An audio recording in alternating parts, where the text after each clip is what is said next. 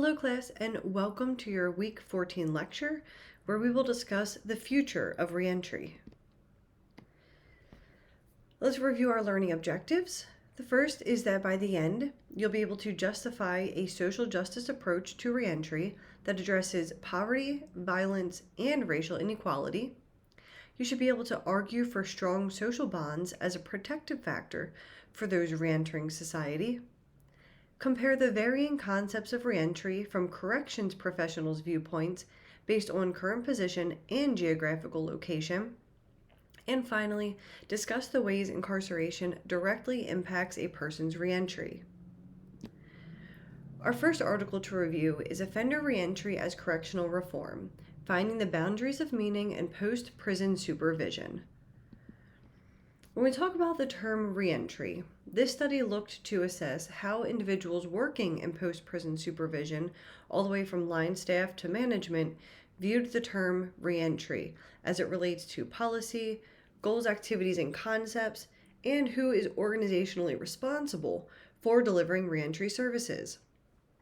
So our first one to look at is a new policy focus. So most agreed that the term has been used in formal outlets, including both the agency's mission and in their policy manuals. And the majority reported that it was being used frequently by supervisors in their staff meetings. So this term did seem to be symbolic of change and had meaning in both policy, when we look at the policy focus of post-prison release. Looking at the associated goals, activities, and concepts, they did find that most agreed reentry was associated with reducing recidivism, helping offenders access substance abuse treatment, mental health services and employment, and personally counseling offenders to live crime-free lives. So when we look at the differences between the official interpretation of the term reentry and individual interpretations or personal interpretations, it did seem that rates were very similar among the two. So the percentages here are going to show the organizational interpretation. So we find that the first theme was reintegration at 45%. And reintegration simply meant helping offenders being released adjust to society and become more productive members, and to assist the offender with reintegration into the community. The next theme then was resources and referrals, noting that 14% said that this was one of the associated goals and activities, or was an important goal and activity in post-prison supervision. So resources, providing resources to the offender, but also making referrals to different agencies and community-based services for that person. The third theme was then reducing recidivism and implementing evidence-based practices. And that was rated low at 7%. We'll say as time goes on, we are really getting more into evidence-based practices, including motivational interviewing, using risk needs assessments, using cognitive behavioral groups such as Thinking for a Change. So these programs I think we will see in future research as really being at the forefront. When you poll staff and see what is most important or what do they think reentry means, they will be at the forefront. Interestingly, those who were in rural areas actually had lower scores than those in urban areas for items that were associated with support, looking at support needs into the concept of reentry, which may have been based on the availability or lack thereof of community resources within their area. So for those in rural areas, they just may have had less community resources, so they did not score as high in those items as those who were from urban areas. And then those who had the highest ranks actually more strongly agreed that their superiors associated reentry with ensuring public safety, helping offenders obtain housing, employment, and legal identification, focusing on offender strengths and skills, and evidence-based practice. So this is where we can really see that there needs to be maybe a better alignment in line staff's importance or what they place of importance on reentry, and what the superiors or those in management are saying reentry is associated with. So having a better alignment there. And hopefully line staff will sort of get on the same page with where management is, and management can do what they need to support line staff. As I noted before, evidence-based practices are becoming much more prevalent in the adult probation field, adult probation supervision, just any type of, adult supervision. It's been very prevalent in the juvenile world for quite some time now, the last 10, 15 years. But really the adult world is just now starting to catch up to those practices. And the third was organizational responsibility. So 86% said that efforts to address reentry should begin upon admission to prison. So that when reentry should actually start as soon as they enter prison. We need to start thinking about reentry planning, and we'll see how that could be helpful later on in the lecture. And then 87% said that reentry needs are actually best handled by work release or transitional residential centers. 80% said that post-prison supervision, that reentry needs are best handled by post-prison supervision agencies. And then 75% said that prison-based programs would be the best places to handle reentry. So the highest percentage there, noting that work release and transitional residential centers are really where the reentrance needs are going to be best handled. Our second article was Returning Home, Emerging Findings and Policy Lessons about Prisoner Reentry. So we're going to go through all 6 of these separately. We're going to start with the first one, looking at emerging policy lessons and opportunities that came out of the research that was done. So the first one we need to look at is to develop individualized case management approaches. So what we mean by this is recognizing that there's a wide diversity of needs facing reentrants, and that pre-release planning and post-release supervision are very important in this process. Not only that, but interventions should match the prisoner's unique situation after giving a careful assessment of that individual. Case plans should be used and regularly updated, whether it's while they're incarcerated, pre-release, or post-release by the supervision agency. That treatment should be initiated while they're in prison, and then the individual should be linked to similar services or additional services post-release. And finally, the treatment that is provided must be of high quality, and there needs to be a way to ensure the quality of that programming. Most agencies, probation departments are now developing quality assurance positions, which is what I am in my county. So part of my job is to ensure that the services we are sending offenders to, that they're providing what they're supposed to be providing or what they say they're providing, and that it's a very high quality, so that we have, licensed counselors if they're providing counseling services, that they have the proper credentials, that they're providing all the different services we need, whether it's individual, group, cognitive, behavioral, making sure all of those things are being done. Our second one is to deliver intensive services immediately after release. So it's important to connect to services and connect that person to services and support immediately after they're released, because we know that within the first couple of days and weeks is the most stressful period.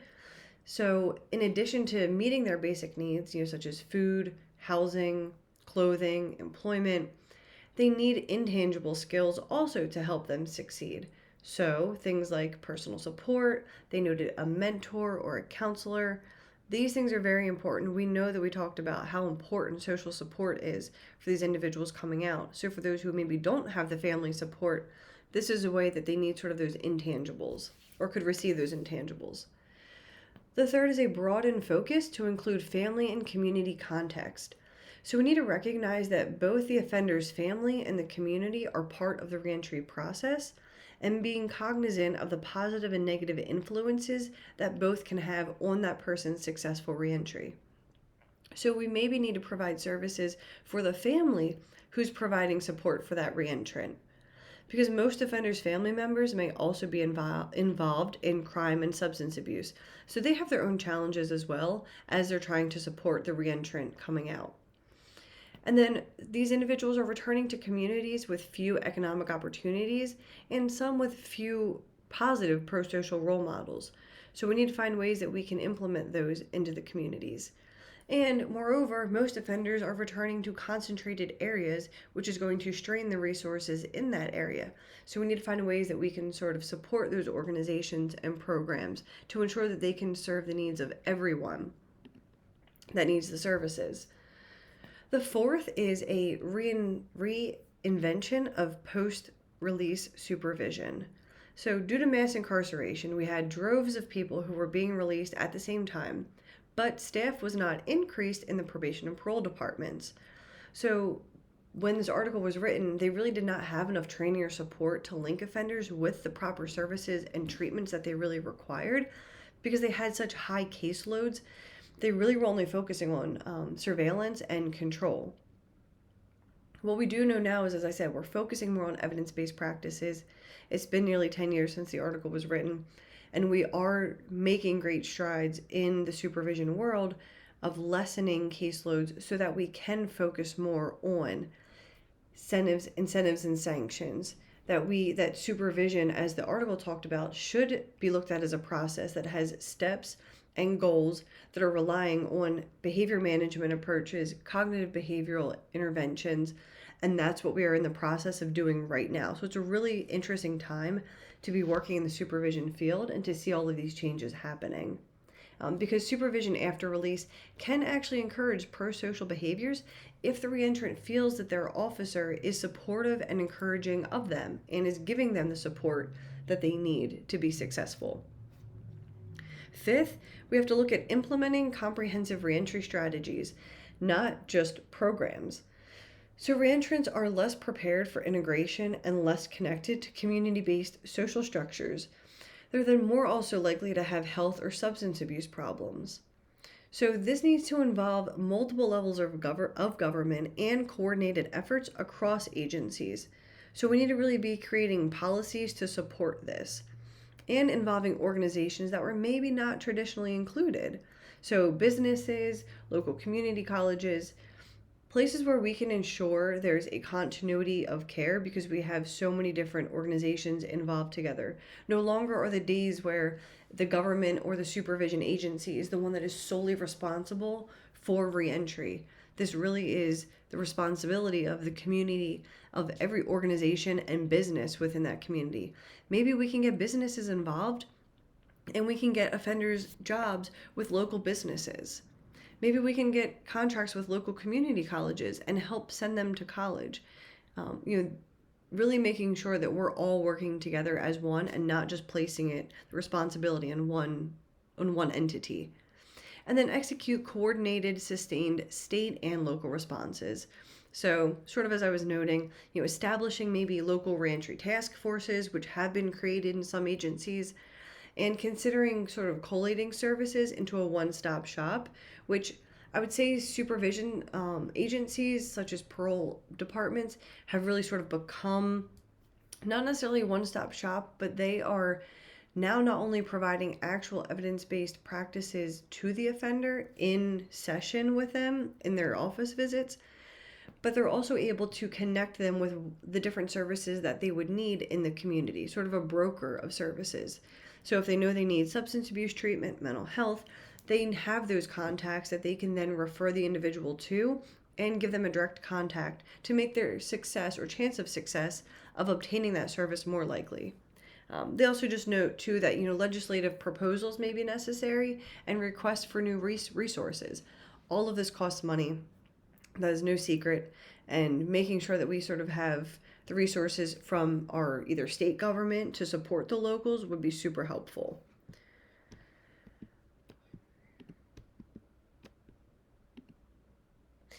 All right, and our last reading was looking at Homewords Chapter 11, Criminal Justice as Social Justice. So we looked at the social world of incarceration and what post-incarceration realities looked like.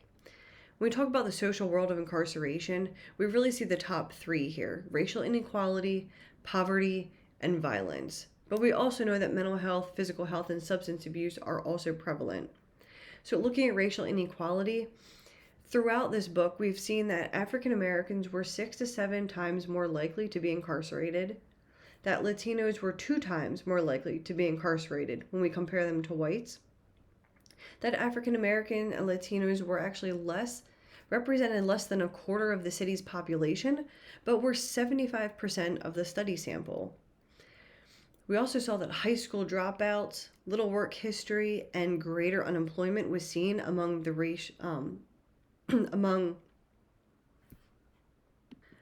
among these racial minorities, and that the incomes of these minorities were half that of whites.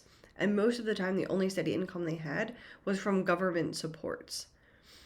Looking at sort of mental health, we saw a lot of depression, anxiety, and PTSD being common, and it was nearly across the board in all of the women in the study sample. Looking at physical health, over 40% had a chronic disease, looking at things like hepatitis and diabetes. 20%, we look at substance use, 20% were heroin users or cocaine users in the first year after incarceration. And half of those who had a history of addiction relapsed during reentry. This study sample was also living in poverty, that 2/3 had poverty level incomes, and half actually made less than $6,000. Only a handful had their own housing, and a lot of them were just simply in poor health. It's also important to know that sort of violence and victimization was apparent in nearly every person's story. So this is really what it looks like for when we look at the social aspect of incarceration and post-incarceration. And we know that a lot of these are exacerbated by incarceration and the experiences one has while incarcerated, namely violence being one of them, having poor health care while they're incarcerated, not having proper treatment for mental health or substance abuse.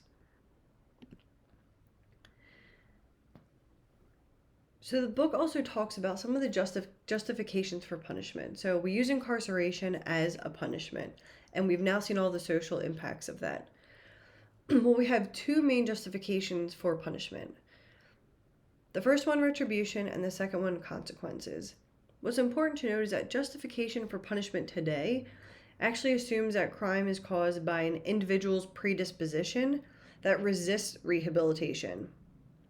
So keeping that in mind, retribution says that this is the idea of the state sort of leveling the playing field by returning injury onto a person or the offender that they perpetuated onto a victim. That's retribution. Consequences can be things like deterrence, so deterring other individuals from committing that crime because they see what happens when someone does commit that, or incapacitation, noting that incapacitation reduces violence by removing the person from society. The issue, though, is that assumes that prisons are safe and secure places that don't have any violence, which we know is false. And that those with long histories of offending were actually victims and witnesses to violence for even longer than their criminal history was. We also know there's really no compelling evidence that high and demographically concentrated rates of incarceration actually produces large and long-term reductions in violent crime. So, incarceration does not really achieve the goal of incapacitation as it relates to violence. And then Bruce Western aptly notes that it's not the police, courts, and threats of punishment that actually creates public safety. Rather, it's the bonds of community through families, schools, employers, your churches, and your neighborhood groups that can regularize social life and promote daily routine for people so they can really engage the attention of those who participate to help monitor their conduct. But it's also sort of a normative reminder of order. You have these informal and formal social controls. But what we know is that mass incarceration actually weakens these social bonds that are so important for someone re-entering society to help them reduce recidivism and to become pro-social members of the community. So the last thing we're going to look at is social justice. So the book notes that in order to have solutions to violence, you have to include building opportunities, they have to be socially integrative, and they have to be future-oriented. That the criminal justice system actually needs to concede to some community agencies here. So some jurisdiction maybe needs to be given to community agencies that can ensure public safety, looking at education, maybe Department of Human Services, child welfare, using the Department of Housing, transportation. Let those agencies handle what they are good at doing and let the criminal justice system do what it's good at doing.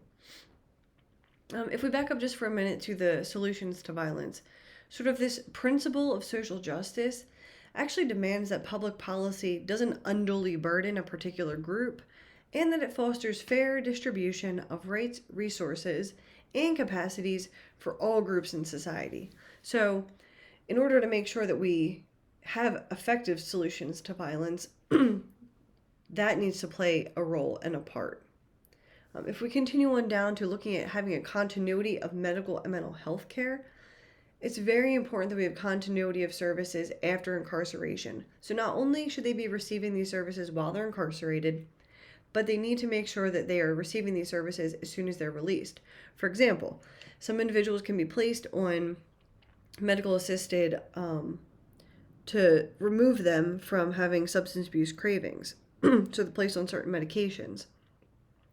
Unfortunately, they're only typically given so many days worth of that medication upon release, and it's up to them to make sure that they either get a hold of their own primary care physician to continue receiving that, or to hook up with some type of local substance abuse treatment facility or agency to ensure that they can continue on that medically assisted detox. And that doesn't always happen. Same thing with mental health. Ensuring that a person has their medications, if they are schizophrenic, if they're bipolar, if they have anxiety and depression, and they've been on medications while they're incarcerated, we need to ensure that they have access to refills upon release.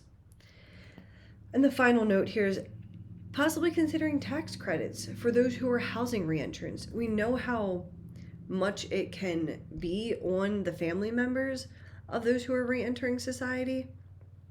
So ensuring that maybe we can help those who are helping our reentrants would be effective. And one thing that's important is that we acknowledge the past harms that the criminal justice system has had, that our agencies have had, and the communities that we interact with.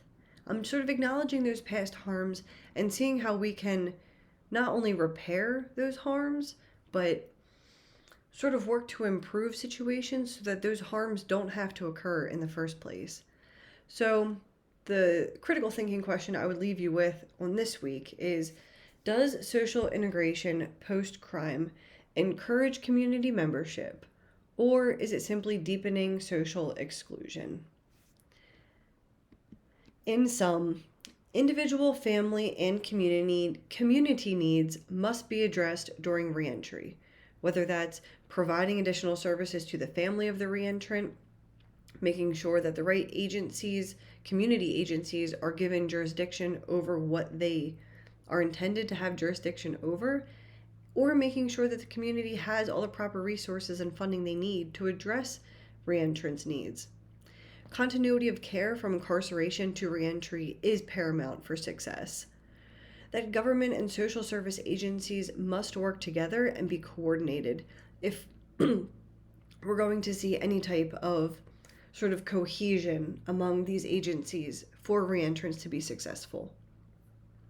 That for social justice to be accomplished, the criminal justice system needs to acknowledge past harms and make attempts to repair and correct them.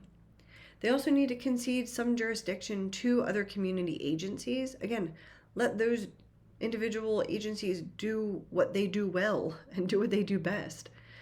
And take racial inequality, poverty, and violence all into account.